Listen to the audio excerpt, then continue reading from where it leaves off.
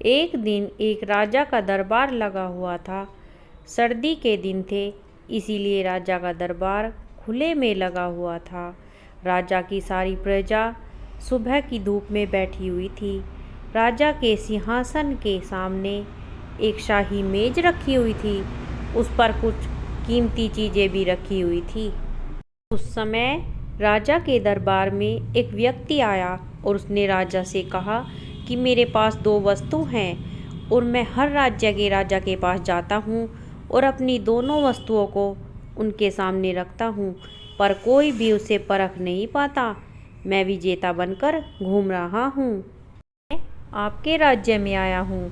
राजा ने उसे थोड़ा और अपने करीब बुलाया और उनसे पूछा कि वे दो कौन सी वस्तुएं हैं।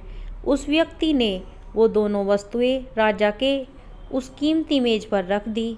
वे दोनों वस्तुएं दिखने में एक समान थी।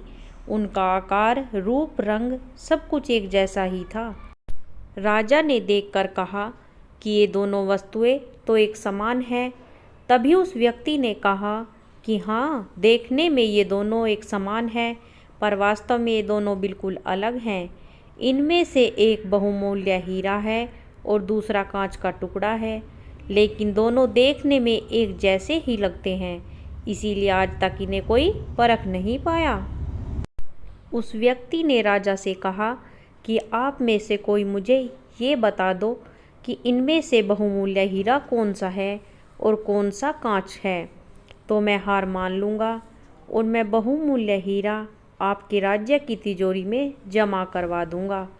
किंतु शर्त यह है कि कोई भी उसे पहचान नहीं पाया तो मैं इस हीरे की जो कीमत है वो मुझे देनी होगी।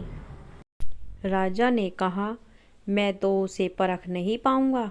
राजा के जो मंत्री थे, वजीर थे, जो सभा में उपस्थित थे, वो सब उसे परखने से इनकार कर दिया, क्योंकि अगर किसी ने गलत उत्तर दिया तो उससे राजा का मान भंग हो जाएगा।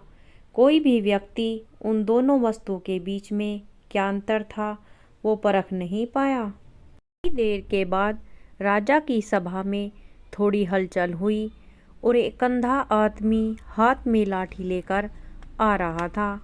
उसने कहा, मुझे राजा के पास ले चलो। मैंने सारी बातें सुनी हैं और ये भी सुना है कि कोई भी उन दो वस्तुओं में से हीरा कौन सा है ये परख नहीं पाया। आप मुझे भी तो एक अवसर दीजिए। एक आदमी के सहारे वो अंधा आदमी राजा के पास पहुंचा। उस अंधे आदमी ने राजा से कहा कि मैं तो जन्म से अंधा हूँ, फिर भी एक मौका लेना चाहता हूँ जिससे मैं भी एक बार अपनी बुद्धि की परख कर सकूँ। हो सकता है कि मैं सफल भी हो जाऊँ, और यदि मैं सफल ना हुआ तो आप तो पहले से ही हारे हुए हैं।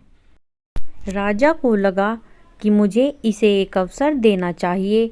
उन्होंने उस व्यक्ति से कहा कि अच्छा ठीक है, मैं तुम्हें एक अवसर देता हूँ। उस अंधे आदमी को दोनों चीज़ों को छुआ और उससे पूछा गया कि इनमें से हीरा कौन सा है और कांच कौन सा है। उस अंधे आदमी ने एक क्षण में बता दिया कि यह हीरा है और यह कांच है। जो आदमी इतने सारे राज्यों को जीत कर आया था वो नतमस्तक हो गया और बोला कि आपने बिल्कुल सही पहचान की है, धन्य हो आप। मैं यह हीरा आपके राज्य की तिजोरी में रख देता हूँ। सब लोग बहुत खुश हो गए और जो आदमी आया था वो भी खुश हो गया कि आखिर कोई तो परखने वाला मिला। उस आदमी ने, राजा ने और सभा में हाजिर सभी व्यक्ति ने उस अंधे आदमी से पूछा कि आखिर तुमने कैसे पता किया कि हीरा कौन सा है और कांच कौन सा है। उस अंधे आदमी ने कहा कि सीधी सी बात है, हम सब लोग धूप में बैठे हुए हैं। मैंने दोनों को छुआ, जो ठंडा था वो हीरा था और जो गर्म हो गया था वो कांच था। अगर आप भी यह चाहते हो कि आपकी कीमत हीरे के समान हो तो दुख और तकलीफ़ों के आने पर कांच के टुकड़े के समान कभी भी गर्म मत होना, बल्कि हीरे के समान आप हमेशा शीतल रहना। राधे राधे दोस्तों।